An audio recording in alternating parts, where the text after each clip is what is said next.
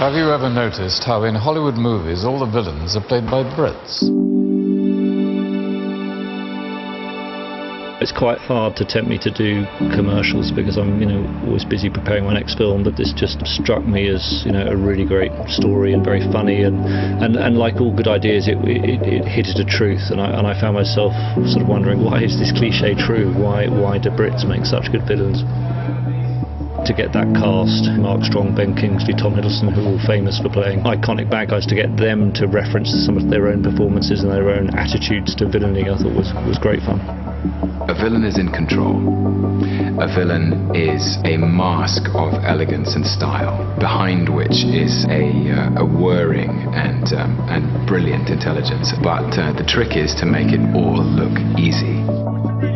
I think the best bad guys are very charming and very witty, and their villainy, as it were, comes at the twist of a wrist or the flick of a finger. We never break a sweat, we don't get our hands dirty, and the devil plays all the best tunes, particularly in a British accent.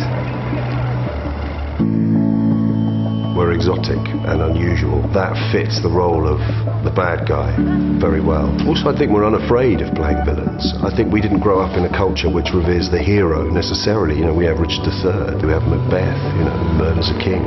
The reason why I think villains are kind of important is a hero is only as good as its villain. You can't be a hero without a villain. My formative years were with Shakespeare. His villains are extraordinary, they're brilliant. They're so richly layered that a British actor finds it almost impossible to create a two-dimensional villain if he's explored our wonderful Shakespearean heritage. It's actually one of the great pleasures as a director who brought up in London to be able to use your own city.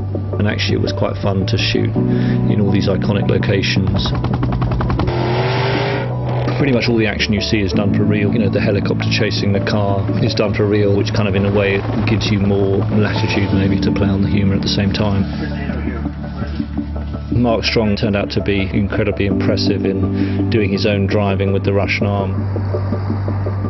He was true to his villainous character, and that he was completely calm about doing, manoeuvres.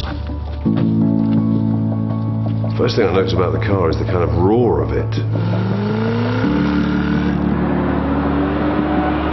You're sitting low down, looking over that dashboard with that bonnet, with that noise.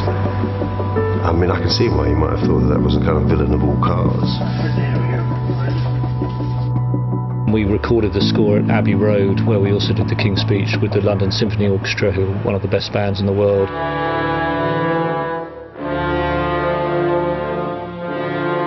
Alexandre Desplat did an amazing job creating a score that both referenced the tradition of sort of action movie scores, but also, of course, being Alexandre, come up with a really memorable melody.